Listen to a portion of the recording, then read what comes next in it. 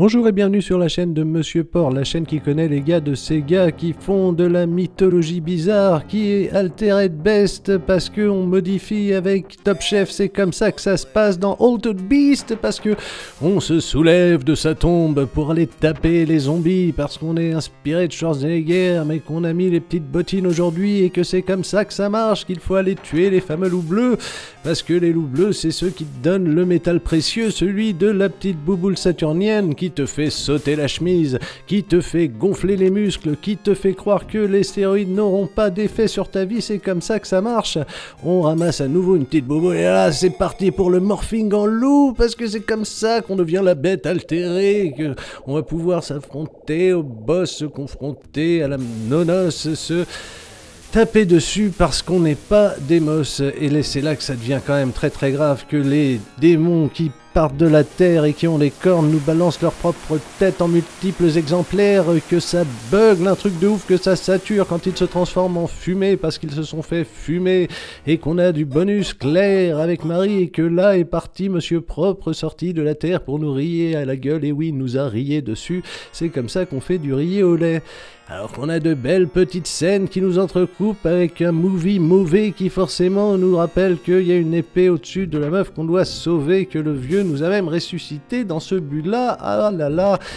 Et que le deuxième niveau c'est spécial, stalactite, il n'y a que des stalactites dans cette grotte forcément, parce que les stalagmites nous auraient bouffé les pulls comme le font les petites bouboules saturniennes, et on note quand même la présence de ces fameuses digitalisations qui vont oh et qui font power up, et que tu te dis ouais, pour l'époque ça faisait rêver, premier jeu que j'ai jamais découvert sur Mega Drive, et à l'époque ça faisait fantasmer de pouvoir se transformer en dragon comme ça, même si on se faisait éclater dans le coin par un loup et une boule violette, c'est le risque forcément quand on devient dragon. Alors après, qu'est-ce qu'on peut lui trouver quand même? Il est plutôt très moche, il est plutôt niveau animation pas correct, les musiques si les oreilles, les bruitages sont pas du tout normalisés, le dragon a l'air très ridicule avec son sprite quand il se tient debout. Il y a les petites scénettes au moins avec la petite musique où on comprend là tout de suite évidemment qu'il y a le sorcier devant le chaudron avec d'autres gens derrière, avec la meuf crucifiée pour une raison ou une autre, où tu fais toute la logique et t'as compensé soi-même, et que nous voilà dans le niveau 3 de la grotte de cette fois-ci. Elle a des stalagmites, comme quoi c'était possible d'en faire pour eux, de devenir petit ours brun qui va pas du tout nous raconter d'histoire, mais de se prendre un pain et de tomber, mais que quand il saute ça fait des boules, forcément c'est là qu'il y a des boules pour affronter l'espèce d'escargot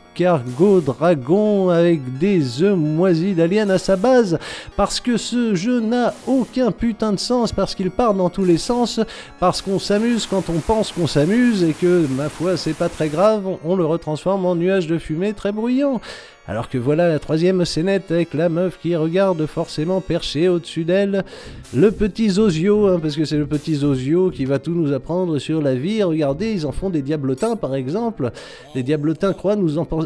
empêcher de ramasser les bouboules avec leur maillet, mais pas du tout. On fait de maillet en maillet et on tape dessus et on devient vraiment cette fois-ci un tigre. Un tigre, ah enfin un truc intéressant, un truc, bon d'accord, le tigre est jaune, allez, pourquoi pas.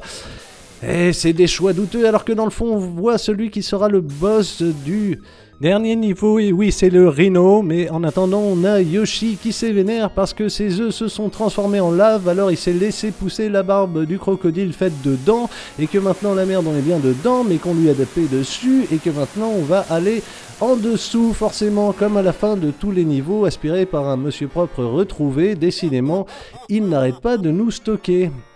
Alors que revoilà la petite scénette, la fameuse, où on récupère le petit Zozio sur le crucifix. Donc le sorcier a transformé la meuf en petit Zozio. C'est qu'il y a une intrigue de ouf en fait quand on cherche bien et qu'on se bat contre mon petit poney et contre le bouquetin doré, parce que c'est comme ça que ça se passe. Alors que voilà l'espèce de sanglier du futur avec ses bras en métal qui n'y résistera pas bien longtemps forcément. Et que oui, on n'oublie pas que c'est le jour des jambes et qu'on les étire bien vers le haut pour taper vers les ennemis qui nous tombent dessus, et que nous voilà dans la dernière transformation qui est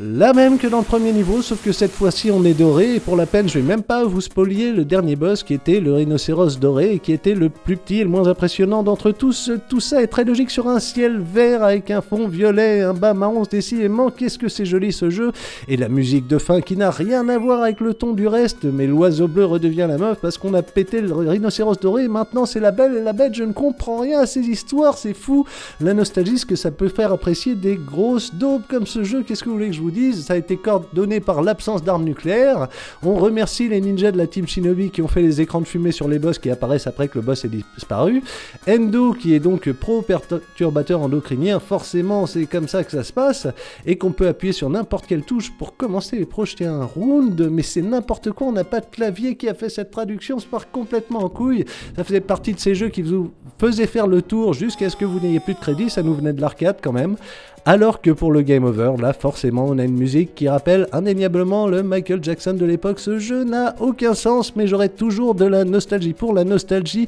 Pollue le sens critique,